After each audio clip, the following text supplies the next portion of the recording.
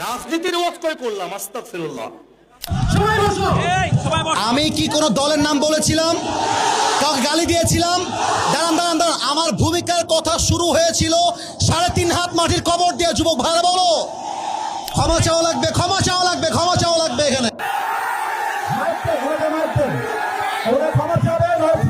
আমি সামলাইতে পারবো না।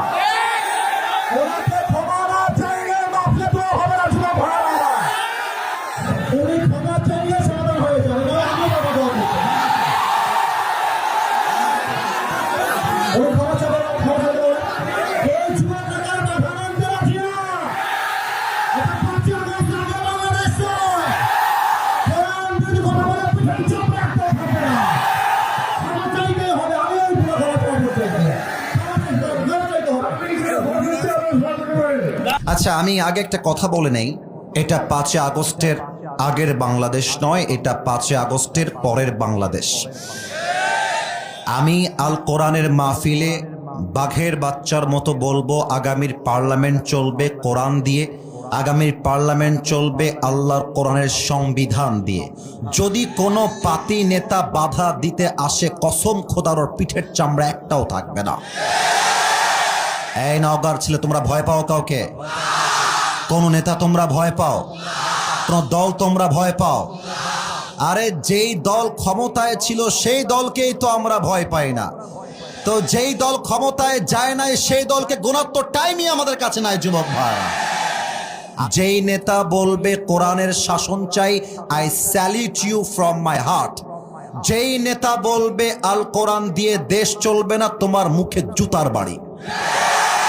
তুমি যেই দল করো সেই দলের জুতার বাড়ি। আমার কথা, এটা কোনো নির্দিষ্ট দলের স্লোগান নয়।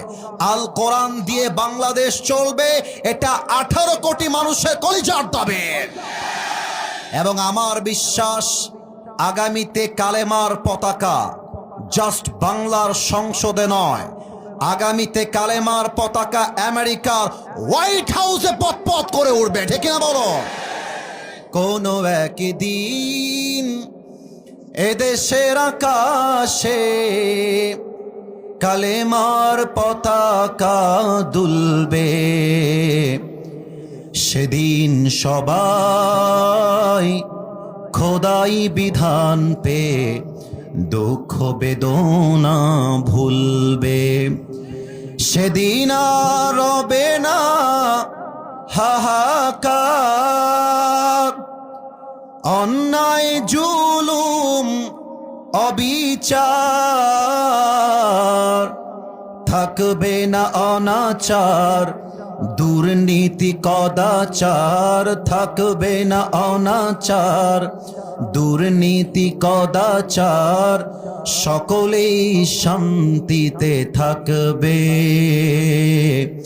সেদিন সবাই খোদাই বিধান পে দুঃখ বেদনা ভুলবে। ঠিক না বলে? কোনো একদিন এদেশের আকাশে কালেমার পতাকা দুলবে, সেদিন সবাই খোদাই বিধান পে দুঃখ বেদনা ভুলবে। ঠিক আছে কিনা বলে?